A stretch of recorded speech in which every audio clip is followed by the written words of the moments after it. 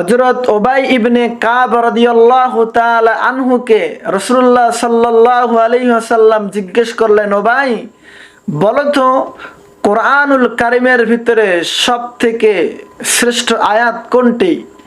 উবাই ইবনে কাব রাদিয়াল্লাহু তাআলা আনহু তিনি বললেন, আল্লাহু ওয়া রাসূলুহু আ'লামু, আল্লাহ এবং আল্লাহর রাসূলই ভালো জানেন। উবাই ইবনে কাবকে রাসূল সাল্লাল্লাহু আলাইহি ওয়াসাল্লাম আবার বললেন, উবাই কোরআনুল কারীমের ভিতরে শ্রেষ্ঠ আয়াত কোনটি?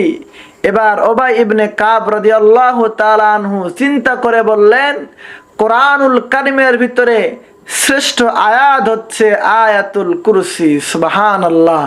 রাসূল সাল্লাল্লাহু আলাইহি ওয়াসাল্লাম বলেছেন, আমার যে উম্মত আয়াতুল কুরসি প্রত্যেক নামাজের পর তেলাওয়াত করবে, আল্লাহ রাব্বুল আলামিন তাকে মিন দুখুলিল জান্নাহ, আল্লাহ তাকে জান্নাত দিয়ে দিবেন। কিন্তু আল্লাহ জান্নাত দেন না কেন? ওই ব্যক্তি মরে না সেজন্য, ইল্লাল মাউত, সেই ব্যক্তি মরে না আল্লাহ সেজন্য তাকে জান্নাত দেন না। আল্লাহ আমাদের সবাইকে আয়াতুল কুরসি বেশি বেশি